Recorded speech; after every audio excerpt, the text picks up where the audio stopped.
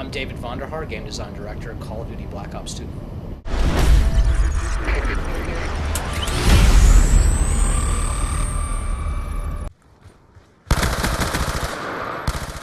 In Call of Duty Black Ops 2, there was a lot of work done in core game systems like Create a Class and what you know as kill streaks, now called Scorestreks. Those two key systems have been rethought about, right? Really challenging our assumptions about how they're supposed to work and make sure that we offer a new way of looking at that and make sure that we do that in a way that really benefits the esports and competitive agenda as well. It's good for the entirety of the game, but it's also super helpful there. So Create a Class is a pick 10 system. You pick any 10 pieces of content you want. You don't have to take content from a category, and you can use a special type of content called wildcards to break the traditional rules of Create a Class, like a wildcard that lets you take 2 perks from the same category, or one that even lets you take 3 attachments on a gun.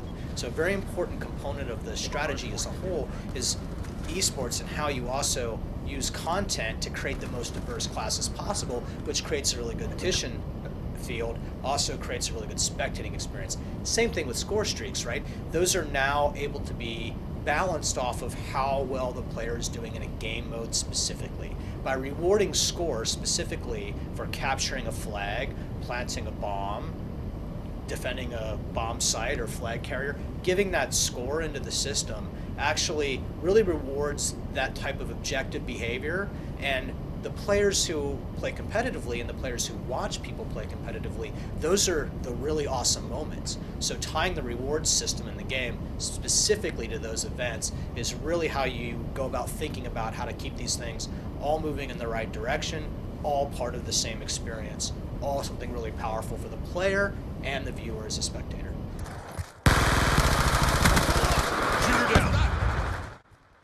League play works like this. When you play, you do what we call placement matches, and what that allows us to do is try to understand how good you are relative to the entire population.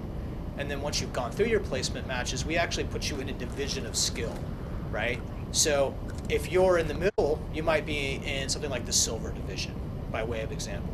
And what that is a smaller community of players around your skill level using skill-based matchmaking. We put you with there so you're competing with people at your level.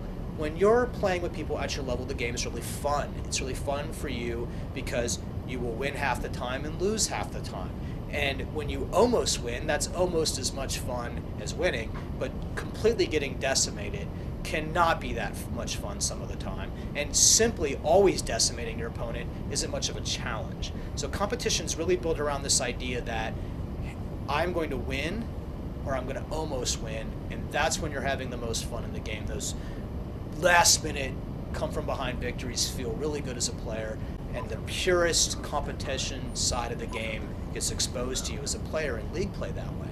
And this is a very transparent experience.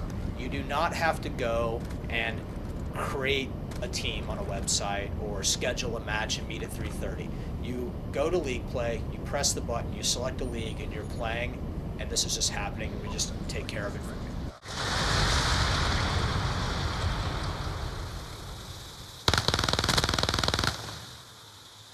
League play does not replace the normal matchmaking experience that you know.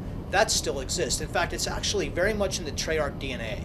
When we have such a broad new initiative like this, that we actually separate it out, that we put it out at its own level, that we give it its own name, right?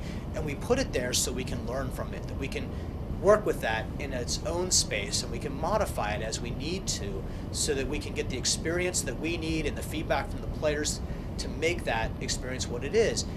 And then it's very much in the Treyarch DNA that when we figured out to integrate it into the entirety of the game.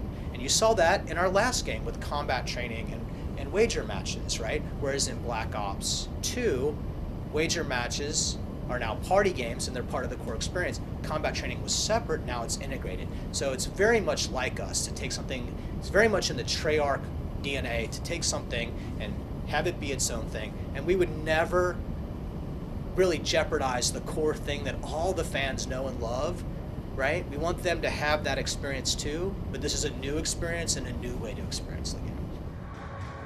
Enemy flag acquired. Smoke.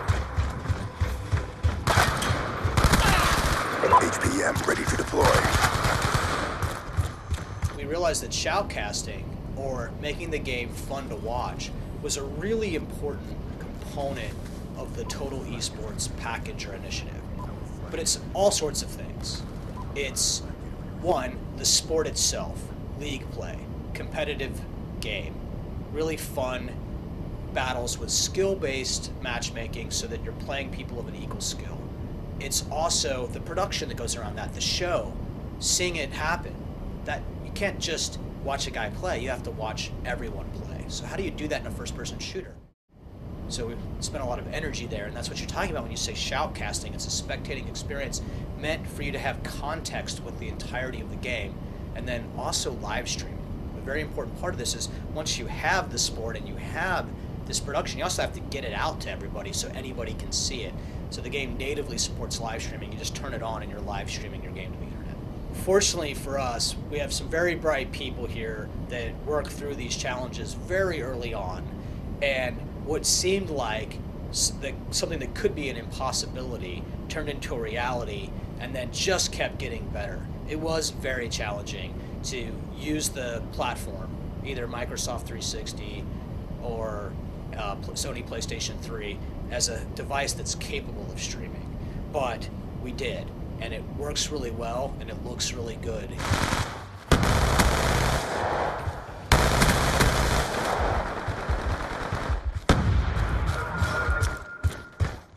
Call of Duty Black Ops 2 supports up to 18 players at once, and is shoutcasters just like a player in the game. So most games are usually played 6 on 6. Competition is often played 4 on 4. So there's plenty of room available in this game for one or more shoutcasters.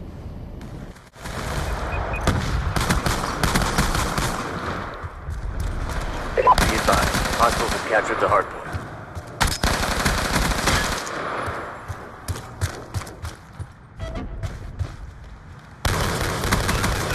HPM ready to deploy. Care package on standby. Call of Duty Black Ops 2 will be available for 360, PlayStation 3, and PC on November 13th.